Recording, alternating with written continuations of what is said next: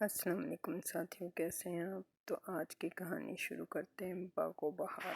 بادشاہ ملک میں ایک بادشاہ حکومت کرتا تھا۔ اس کا نام آزاد بخش تھا۔ وہ بڑا نیک اور رحم دل تھا، ہر وقت اپنی رعایا کی بھلائی کے لیے کام کرتا رہتا۔ اس کی سلطنت میں دن عید اور رات شب برات تھی۔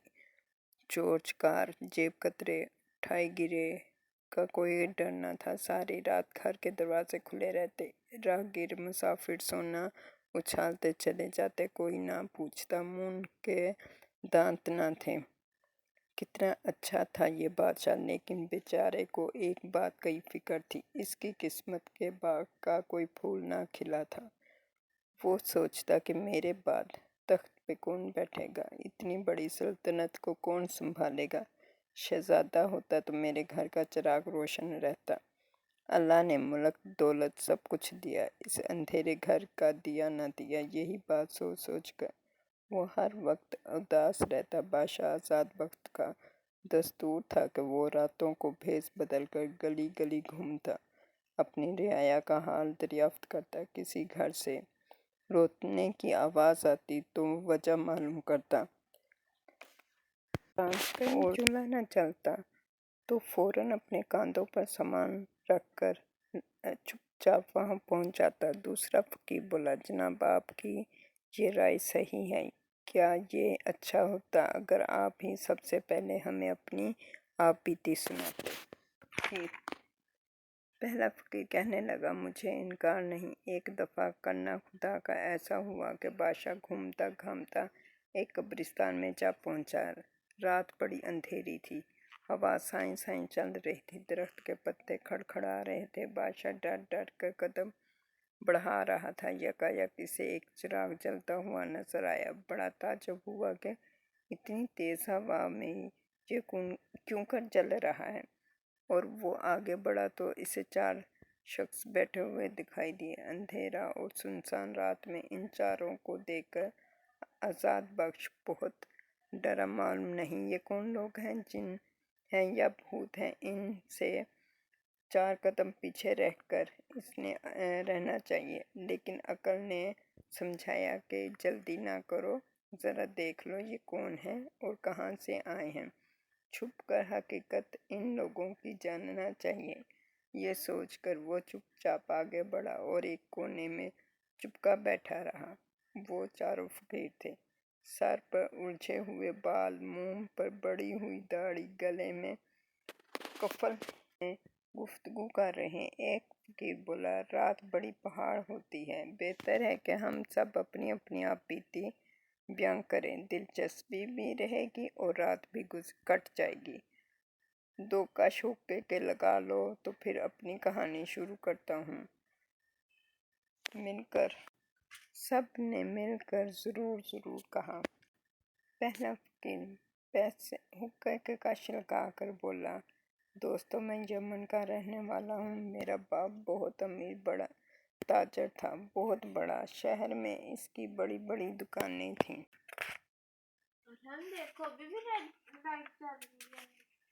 کس کی؟ لاکھوں کا لین دین کرتا تھا، دور دور اس کی شہرت تھی۔ میں اپنے باپ کا اکلوتا بیٹا تھا۔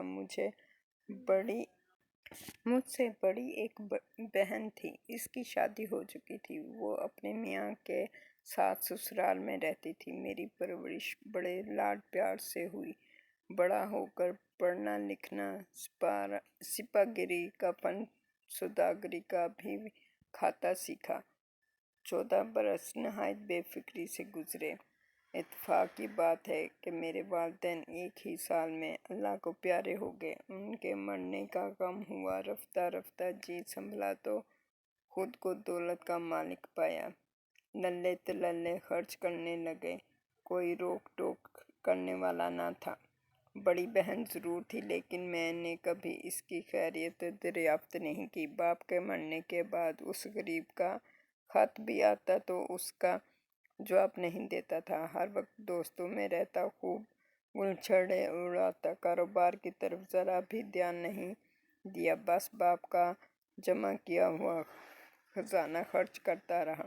यहाँ तक कि सारी रकम आहिस्ता आहिस्ता ख़त्म होगी। नौकर चाकर घर का सामान चुरा चुरा कर बेचने लगे। सारे दोस्त आशना दांत काटी रोटी खाते थे और कोई बात पूछने वाला न था। खाना कुछ भी न था। मैं बिल्कुल फ़कीर हो चुका। लालची दोस्त जो मुझे छोड़कर जा चुके थे। अब मुझे होश आया, लेकिन क्या फ़ायदा। इस परेशानी के आलम में वही बहन याद आई। गिरता पड़ता हजार मेहनत से वहाँ पहुँचा। मेरी हालत देखकर फूट फूट कर रोने लगी। मुँह से ये भी नहीं निकला कि तुमने मुझे भुला दिया था। खत का जवाब तक न दिया। वो माँ जाई मेरी बलाएं लेने लगी। अब नौकरों से मुझे नहलवाया, अच्छी पोशाक पहनाई, खाने को तरह तरह की चीज़ें पेश की। सुबह नाश्ते में शरबत और हलवा, सूजी, पिस्ता, बादाम आता। शाम के वक्त मेरी बहन मुझे खुश्क मेवा जात और फल खिलाती। दोनों वक्त खाने में पुलाव, नान, कीमा, कबाब वगैरह होते। खूब खातिरदारी करती। कई महीने इसी तरह गुजर गए। एक रोज़ बड़ी मोहब्बत से कहने लगी, तुम मेरी आँख की पुतली हो, मेरे माँ बाप की निशानी हो। मैं तुम्हें देखकर बाग बाग होती हूँ। एक लम्हे के लिए भी तुम्हें अपनी नज़रों से दूर नहीं करना चाहती। लेकिन भैया, तुम्हारी इस तरह पड़े रहने से मेरी बड़ी बदनामी होती है। तुम भी खूब जानते हो कि मर्दों को अल्लाह ने कमाने के लिए बनाया है। घर में बैठे रहना इनके लायक नहीं। जो मर्द नखट्टू होकर घर बैठता है, इसको दुनिया वाले ताना देते हैं। खुसूसन इस शहर के आदमी, छोटे बड़े सब तुम्हारे रहने पर कहेंगे कि बाप की दौलत खाओ कर अब बहन के टुकड़ों पर पल रहा है। इसमें बड़ी बेइज्जती है हम दोनों की।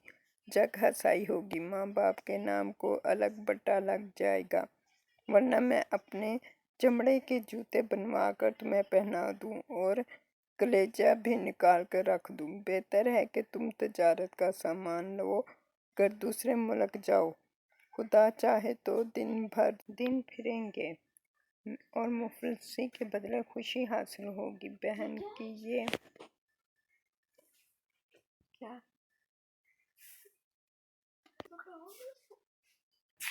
की ये बातें मेरे दिल को लगी। इसकी नसीहत पसंद आई। नहायत अदब से कहा मैंने, तुम ठीक कहती हो, मुझे कुछ काम करना चाहिए। बहुत ठोकरें खा चुका हूँ, लेकिन मेरे पास सामान खरीदने के लिए पैसे कहाँ हैं। भैया, तुम इसकी फिक्र क्यों करते हो। बस सफ़र जाने के लिए तैयार हो जाओ। पैसे की फिक्र ना करो। 50 तोले अशरफी मुझसे ले लो। आज ही बाजार जाकर तजारत का सामान खरीदो। और सुनो, एक काफिला सौदागरों का दमिश्क जा रहा है। तुम सब सामान किसी ईमानदार ताजर के हवाले करके आप दस्तावेज लिखवा लो। अपनी बहन के कहने के मुताबिक मैंने अच्छा चीज़ें खरीदी और सराय में जाकर मालूम किया। इत्तेफाक से एक काफिला दरिया के रास्ते दमिश्क जा रहा था। मैं काफिले के सरदार से मिला और सामान इसके हवाले करके रसीद ले ली। मैंने खुश्की का रास्ता से जाना पसंद किया। दूसरे दिन जब रुखसत होने लगा तो बहन ने एक घोड़ा सामान से लदा हुआ मुझे दिया और तमाम सामान का रुपया मेरे बाजू पर बांधा, माथे पर दही का तिलक लगाया और आंसू पीकर बोली, भैया सुधारो, तुम्हें खुदा का सौंपा। जिस तरह पीठ दिखाए जा रहे हो, इसी तरह जल्द अपना मुंह दिखाओ। बहन को खुदा हाफिज कहकर मैं घोड़े पर सवार हुआ और खुदा के तवक्कुल पर भरोसा करके दमिश्क की तरफ रवाना हो गया। जंगल बेअबान तय करता, पहाड़ों से गुजरता, आखिर दमिश्क पहुंच गया। बहुत रात हो चुकी थी। शहर के तमाम दरवाजे बंद हो गए थे। मैंने बहुत मिन्नत से की कि मुसाफिर हूँ, लेकिन दरबान ने दरवाज़ा ना खोला। इस वक्त दरवाज़ा खोलने का हुक्म नहीं। क्यों इतनी रात गए तुम आए हो। आखिर मजबूर होकर मैंने अपना पड़ाव वहीं ज़मीन पर लगा लिया। रात की भयानक तारीकी, सुनसान इलाका, ना आदम की ज़ात, तरह तरह के जानवरों की आवाज़ें सुनाई दे रही थी। मारे खौफ के नींद नहीं आ रही थी। इधर उधर टहलने लगा। जिस वक्त आधी रात गुजर गई, आधी रात दीवार से कोई चीज़ लटक रही है। पहले तो डर कर आंखें बंद कर ली, फिर हिम्मत करके गौर से देखा तो एक संदूक था जो एक रस्सी के साथ बंधा हुआ है। बहुत ही आहिस्ता आहिस्ता नीचे आ रहा था, यहाँ तक कि वो ज़मीन पर टिक गया। मैं उठकर इस संदूक की तरफ चला और डरते डरते इसे खोला। मेरे मुंह से हल्की सी चीख निकल गई। इसमें एक बहुत खूबसूरत और नाजुक सी लड़की जख्मी हालत में पड़ी थी। इसके जिस्म पर बेशुमार घाव थे।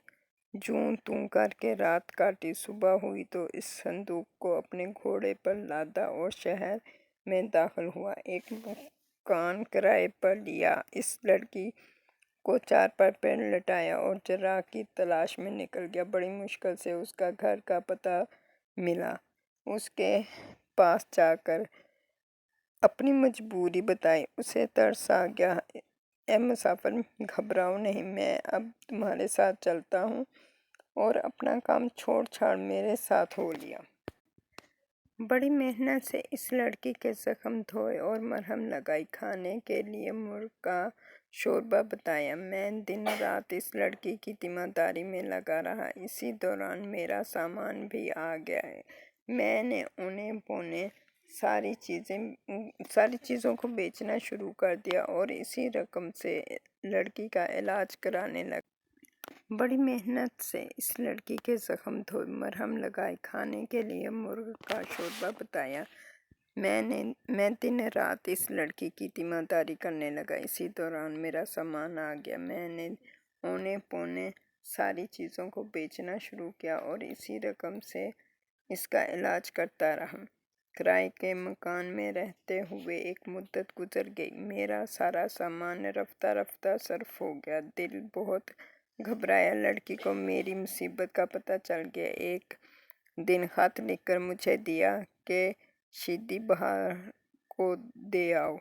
मैं वहां पहुंचा तो इस आदमी ने रुका पड़ते ही फौरन अशरफियों की 11 थैलियां गुलामों के सरों पर रखकर मेरे हवाले की। मैं बड़ा हैरान हुआ कि माजरा क्या है, लेकिन पूछ भी नहीं सकता था। लड़की ने पहले ही मना कर दिया था कि मैं इसके काम में दखल ना दूं।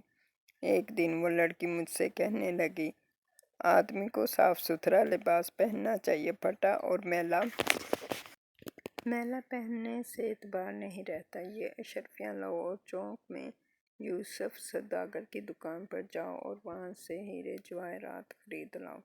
मैंने खामोशी से अशरफियाँ ली और यूसुफ की दुकान पर पहुँच गया। वो एक उम्दा कालीन पर बैठा हुआ था। बड़ा ही खूबसूरत नौजवान था। सुनहरे बाल, बड़ी बड़ी आंखें, गोरा रंग, हूबहू शहजादों की तरह मालूम होता था। मैंने खरीदारी करके उठना चाहा, लेकिन यूसुफ ने मुझे पास बिठाकर बड़ी मोहब्बत से बातचीत शुरू की। आप इस मुल्क में परदेसी मालूम होते हैं। जी हाँ, मैं यमन का रहने वाला हूँ, तजारत के गर्ज से आया हूँ, मैंने जवाब दिया। मुझे बहुत खुशी हुई अगर आप मेरी दावत कबूल फरमाएं। देखिए, दिल ना तोड़िएगा। ये बात उसने इस अंदाज में कही कि बेख्तियार दिल को भाई और मैं इनकार ना कर सका। घर आकर इस लड़की को सारा किस्सा कह सुनाया। इसने कहा, तुमने यूसुफ की दावत कबूल कर ली, लिहाजा अपना वादा पूरा करो और इसके यहाँ ज़रूर जाओ। इंसान को हर हालत में अपना वादा पूरा करना चाहिए।